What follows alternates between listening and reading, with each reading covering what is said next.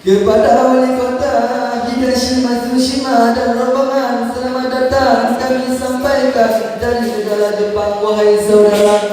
Diterima langsung oleh Bapak Haji Amirullah Usman dan Bapak Haji Zainal Arifin sebagai Wali Kota dan Wakil Wali Kota Banda Aceh, Kota Penampilan, wahai saudara. Dari negara Sakura, tamu yang datang ke Kota Gemilang, tujuan utama kedua kota mau membangun kerjasama di bidang ekonomi dan pariwisata. Beberapa waktu yang lalu, Bapak Haji Amirullah Usman telah berkunjung ke Kota Higashimatsushima, mempersembahkan Rapa'i sebagai cenderamata, dan inilah persembahan kami tarian Rapa'i Geleng, Sanggar Cipta Genta. Bila salah, harap maafkan atas persembahan yang kami bawa.